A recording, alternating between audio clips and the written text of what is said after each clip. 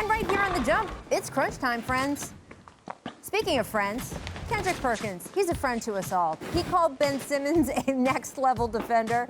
Would you agree, Vince? Is Simmons at the top of your all-defense list right now, or at least near it? I think he is now committed to it. He could be a two-way player. And, we think of two-way player guys who shoot the ball and can defend, but he affects the game in different ways with his triple-double and his passing, and he is committed defensively. And I've heard him say and say from his own mouth that he's very capable. He thinks he's the best defender in the league. Imagine 6'9", able to stay in front of little guards with his length. Yep. That brings a lot to the table. I love how much he's bought into defense. He was on my first team all defense last season. He's a defensive player of the year candidate now. There are times at the end of games where he dials in with such intensity that he's like Deion Sanders. You can't even pass the ball to his guy or he's going to intercept it and run it back for a touchdown. It's crazy how good he is on defense. I think as good as he is and as recognized as he's been, it's actually still an underrated part of his game. There has been so much energy, inches and inches of articles written on the fit between him and Joel offensively. So much time spent on how he shoots, where he shoots, how far out he can shoot from. The fact that he is elite on that side of the ball is something I think we should be paying more attention to. It seems like Doc Rivers is certainly showcasing that right now. All right, guys, it's time for League Pass game of the night. 11 games on the NBA slate tonight.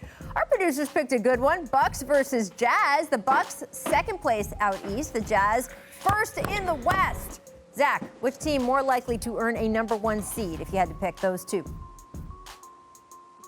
Hey, it could be both. Apparently, I'm allowed to pick both or neither. Yes. But if I have to pick one, I'll pick the Bucks. I'll pick the Bucks just because the East is a little weaker at the top in the West. The Jazz are atop the West right now, but you got those two LA teams. You're one slump away from being third in the West. So I'll go with the Bucks. Leaping over Philly and getting the #1 seed is a little bit more likely, but both teams are playing off the charts awesome.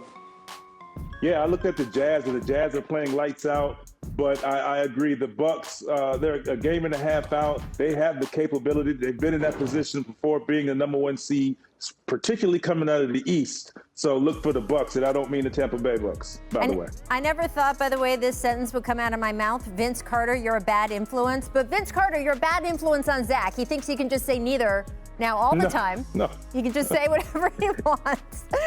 Zach, do you see either of these two teams making moves before the deadline? They both feel like they're really kind of functioning on all cylinders right now. Maybe something fringy, but they've both traded, particularly Milwaukee's traded all the picks they could trade. Utah traded picks to get Conley, so there's just not much wiggle room left for them to do. I'm sure they'll try and do something, but particularly if I'm Utah, I'm almost afraid to introduce anything. We're playing so well, I want to keep it just the way it is. Yeah, I feel like the Jazz they're leaning on their continuity. It is helping them so much right now, especially in such a discombobulated season. They are a lot of fun to watch.